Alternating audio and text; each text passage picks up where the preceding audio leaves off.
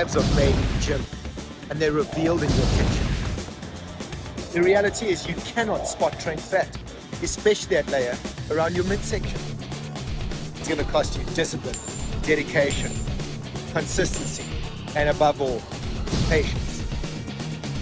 The abdominals are like any other muscle, so train them accordingly.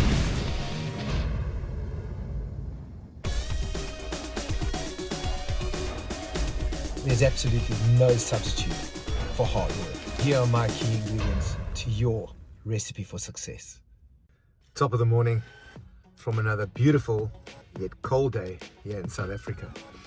And if it's a chiseled midsection and visible six-pack you are striving for, then it's time to embrace reality and sink your pearly whites into these facts. Now, contrary to what most media platforms want you to think, the reality is your body has its own agenda when it comes to shedding fat. There is no magic trick to spot train fat loss, especially that pesky layer covering your impressive midline. Unfortunately, fat loss happens gradually and uniformly throughout your body, driven by what we in the industry call a calorie deficit and regular exercise. And even with dedicated efforts, genetics, body composition, and individual variations can make it harder for some individuals to achieve visible abs. But fret not, I'm about to share with you my key ingredients to your recipe for success and how you can achieve your goals through a far more holistic and sustainable approach than you ever thought was possible. Now, you might have heard that abs are made in the kitchen. Well, to be factual, abs are made in the gym and revealed in the kitchen. So combining midsection training with a balanced diet and overall fat loss can help reveal your abdominal muscles and contribute to a visually appealing physique.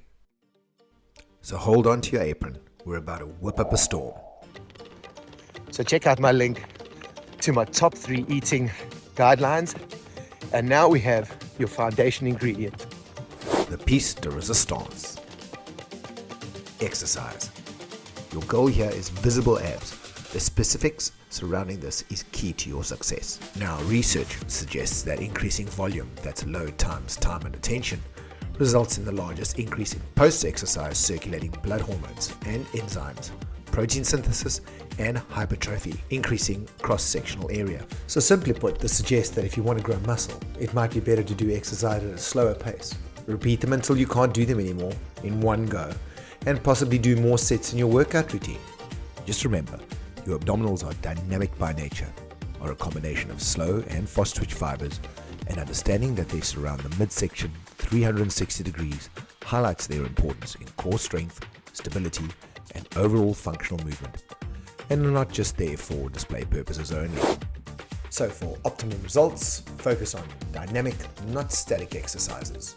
They must be targeted and engage all functional components of the abdominals. Use weighted, not body weight loads, sufficient enough to facilitate the adaptation stimulus. Sets should be performed with reps till true failure, between 8 to 12 repetitions per set. Remember, time and attention for each rep during those exercises is likely more important for increasing muscle mass. For me personally, the time and attention or tempo is as follows.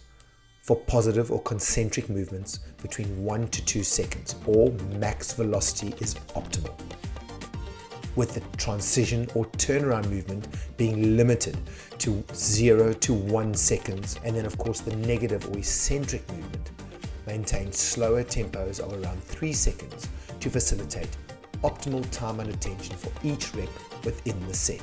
Concentrate on 3 to 4 sets per exercise or circuit, with around 3 to 4 minutes recovery time between sets if you are focusing on conventional, dedicated, independent abdominal exercises. However, my personal go-to is a circuit-style program with abdominals integrated into a circuit format, with 1 minute recovery times between sets that are sufficient.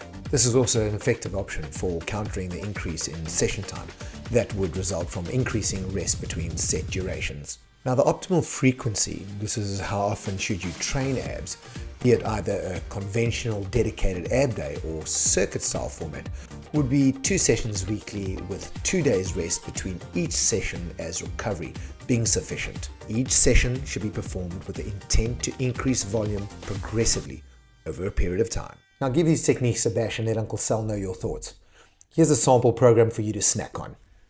So while exercise can help tone and develop your midsection, the most important contributing factor when it comes to actually revealing your sculpted midsection, What happens in the kitchen? and that means you're going to look at this video to get some insight into my top eating guidelines. It's important to note that each person's body has a natural, healthy weight range. Striving for extreme leanness that falls outside of this range for prolonged periods of time can have detrimental effects on your overall health and, of course, well-being. Right, so it's quiz time. And if you're the first person to answer this correct, I will give you a free core program specifically designed for you. Most of us have 5 main abdominal muscles present, but between 14 to 20% of us only have 4 present. Can you name the one that is absent in these individuals?